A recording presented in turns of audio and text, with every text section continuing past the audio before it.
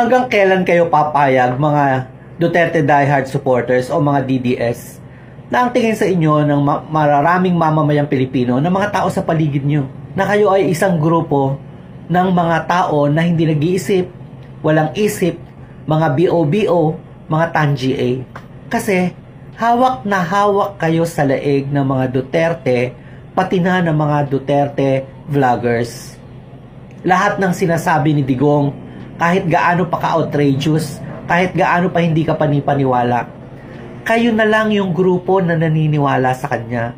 Kayo na lang yung grupo na tumatawa kapag nagjo-joke siya, kahit yung mga jokes niya ay puro kabastusan.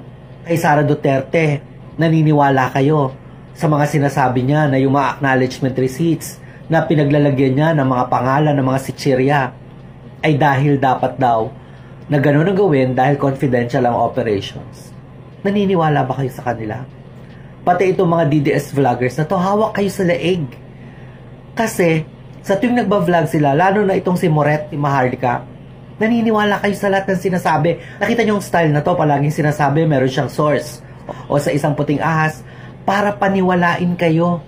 Alam niyo mga kababayan, ako din po ay hindi makapaniwala kung bakit hanggang ngayon ay pinaniniwalaan pa rin po ng mga DDS ang kanilang mga vloggers at saka yung mga sinasabi po ng mga Duterte. Kung maaalala niyo po, nung isang taon, 2024, sabi ni VP Sara may ilalabas daw siyang video, pero ngayon, 2025 na, malapit nang mag-March, wala pa rin po yung video. Tapos meron na naman silang ganitong paandar na meron daw pasabog na mga ebidensyang ilalabas si VP Sara, pero alam nyo, hindi na po ako maasa dyan. At saka pasabog na ebidensya para saan? Ebidensya laban para kanino? At saka bakit ngayon lang niya ilalabas? Or bakit kailangan pang magintay ang taong bayan sa kanyang pasabog na iyan? Hindi po ba mga kababayan? So kung meron siyang ebidensya, matagal na ba niya yung tinago? At bakit ngayon lang niya ilalabas? Dahil nasusukol siya? Ganun ba yon? Na kung hindi siya na-call out or hindi siya nabusisi, hindi rin niya ilalabas yung alam niya na hindi tamang ginagawa ng kung sino man. Hindi po ba mga kababayan? Kaya ang hirap na po nilang paniwalaan. Ayan, nagtataka si Sir, ako, tayo, nagtataka tayo kung bakit hanggang ngayon ay naniniwala pa rin po ang mga DDS sa mga vloggers nila at saka sa mga sinasabi po ng mga Duterte. Alam naman po natin na si dating Pangulong Duterte pa iba-iba po ng sinasabi. Sasabihin na ganito, nasa narco-list si PBBM, biglang babawiin, no? Pagkatapos ng ilang araw babawiin, biglang sasabihin na naman, biglang galit na naman, tapos babawiin na naman. No? So pa iba-iba, laban bawi. At yan po isang halimbawa lamang. Sobrang dami na po niyang sinabi na siya na rin mismo ang nagdebunk sa sarili niya or siya na rin mismo ang kumontra sa sarili niya. Kaya nakakapagtaka yung mga DDS na hanggang ngayon po ay naniniwala pa din. Kaya nung sinabi nila dating Pangulong Duterte yung about sa BICAM, sabi ko, paano tayo maniniwala sa kanya? Para siya yung the boy who cried wolf, no? Yung may sasabihin, pero joke lang pala. Uulitin, joke lang pala ulit, babawiin, tapos sasabihin na naman. Kaya po in my part, talaga pong hindi po ako naniniwala sa mga sinasabi niya, no? And nakakapagtaka po yung mga DDS hanggang ngayon naniniwala. Kagaya nito mga kababayan, ayan. Ito yung pinakalat nila dati na malapit na magkaroon ng inauguration, si Donald Trump. Sabi dyan, kumpirmado daw po na imbitado si VP Sara at PRRD sa inauguration ni President Trump. Ako na lang po naglagay ng false claim, yung kulay red, kasi hindi naman po talaga totoo yan. Pero nevertheless, ang dami po nilang nagkalat niyan na invited daw po si VP Sara at si PRRD sa inauguration ni Donald Trump. Bakit nila ginawa yan? Kasi gusto nilang palabasin na si PBBM hindi invited, tapos yung mga Duterte invited. Pero anong nangyari? Dumalo ba sila dating Pangulong Duterte? May pinakita bang invitation? Wala, no? Walang dumalong kahit sinong Duterte sa inauguration ni Donald Trump. Pero sabi dito sa caption nitong vlogger na ito, kumpirmado. At marami po silang nagpakalat niyan. At yung mga DDS naniwala po. Pati nga yung mga AI video ni Donald Trump na binabati ko si Duterte, no? Ang pagkakaunawa nila, pinupuri si Duterte. AI video yon, gawa-gawa lamang, no? Pero mali pa rin yung pagkakaunawa ng mga DDS. Kung nasa TikTok to kung babasahin niyo po yung mga comment, tuwan-tuwa, proud na proud sila. Pero kung iintindihin mo po yung sinasabi ng AI video ni Donald Trump, pagbabatikos po sa mga Duterte, no? So talaga namang minsan talaga nakaka-frustrate dahil ang hirap nila, no? Ewan ko kung walang comprehension or talagang hindi ko alam kung lack of yung educational crisis yung problema eh. Pero kasi minsan kahit Tagalog na, no, pinapaliwanag mo, hindi nila magets. Kaya minsan nakakapagsalita tayo ng BOBO, TAN-GA, kagaya ng nasabi ni Sir, no? Kasi talagang nakaka-frustrate eh. Kagaya na lamang nito, imbitado daw, may invitation daw yung mga Duterte sa inauguration ni Donald Trump. Pero saan? Asan ang photos? Asan ang videos na umattend? At nasaan yung invitation? Wala. Wala silang naipakita. Yan po ikinalat nila kahit hindi totoo, kahit hindi kumpirmado, pinalabas ang kumpirmado para pagmukaing si PBBM hindi invited, tapos si mga Duterte invited. But in reality, walang ganon, hindi totoo. And eto pa, si VP Sara, sabi niya dyan, wala daw po siyang sinabing pagbabanta sa buhay ng Pangulo. Bigla niya tinatanggi mga kababayan. Rinig naman po nating lahat, di ba? Sabi niya dito, I did not make an assassination threat to the President. Ayan mga kababayan, 3 days ago itong balitang ito. So, sinong pinaniniwala ni VP Sara sa sinabi niyang ito na wala daw siyang assassination threat mga kababayan?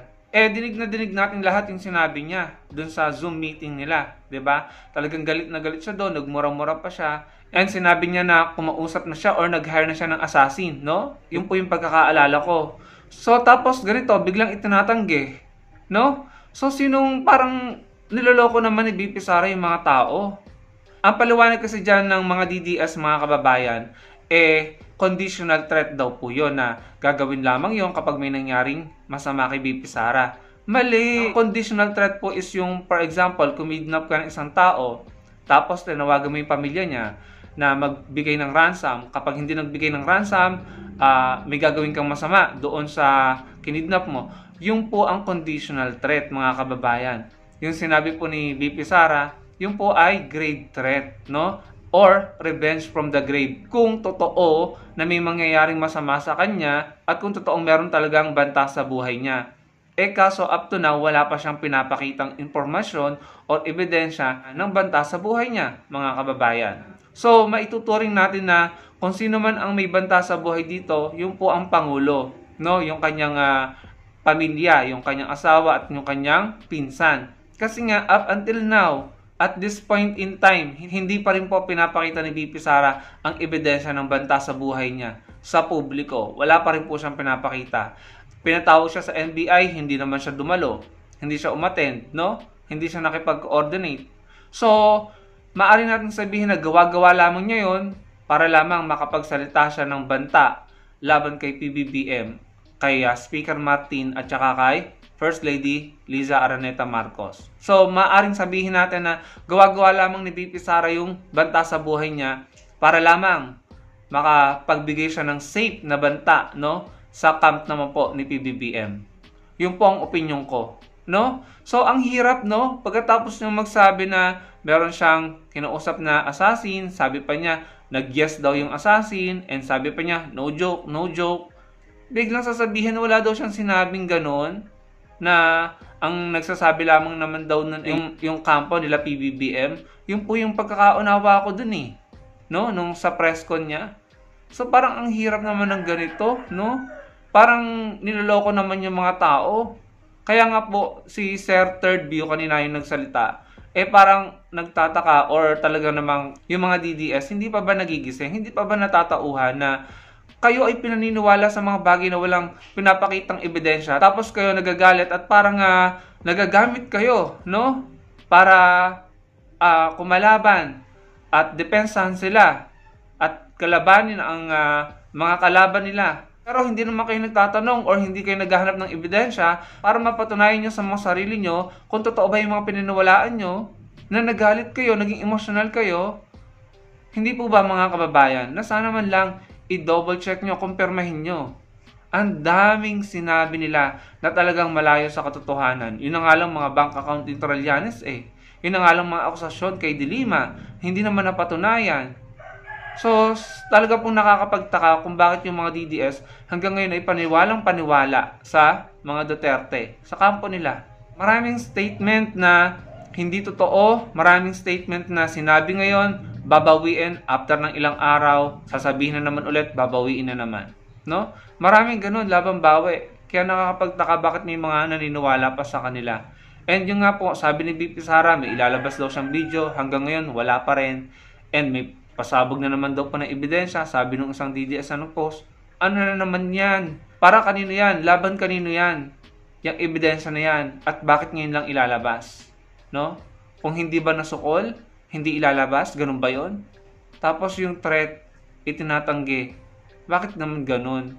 Para namang tinatratang mga bata, yung mga Pilipino, na para bang hindi...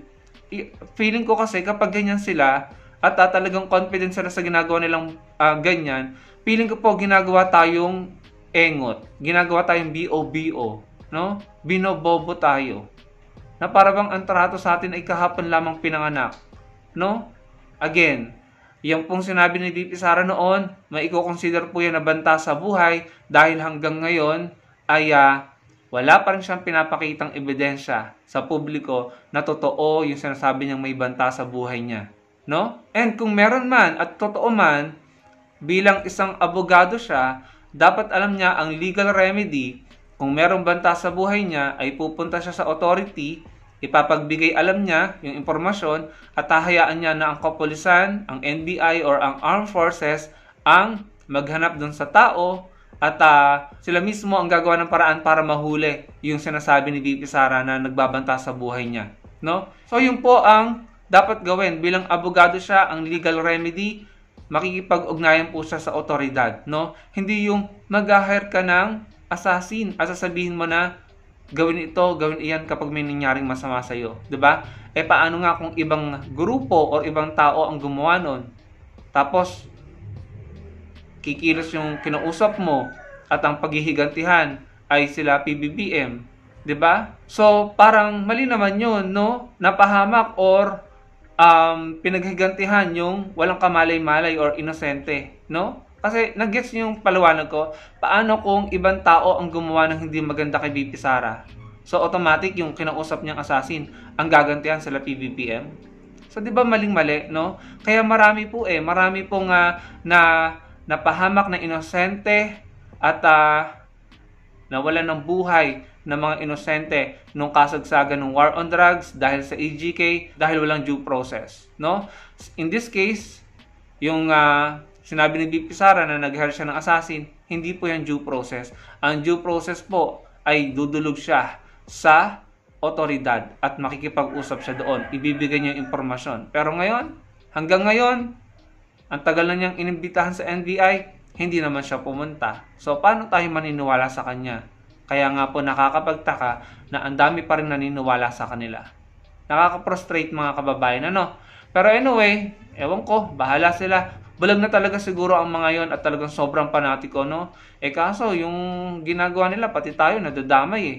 So, yun lamang mga kababayan, talaga namang po nakakapagod, no? Minsan talaga nakakapagod magpaliwanag at magpaintindi. Pero, ganun talaga siguro kapag panatiko at saka, blind follower, no? Kaya nga yung isang pastor, no? Yung mga follower niya, yung mga tagasunod niya sa simbahan nila, kahit pa sobrang evident yung mga akusasyon dun sa pastor na iyon, talaga namang pinagtatanggol pa at sila pa yung nagiging human shield at humarang para lamang protektahan at hindi mahuli yung pastor, no? So nakakalungkot dahil may ganyan po silang sistema, pero sana tayo po ay maging matalino at maging matalas at hindi nagpapalinlang o nagpapauto at nagpapagamit sa kung sino mang politiko o mga kilalang personalidad. Maraming pong salamat sa panonood. Sana po'y malike nyo ang video at makapag-comment kayo at magkita-kita po tayo sa susunod kong video. Salamat po.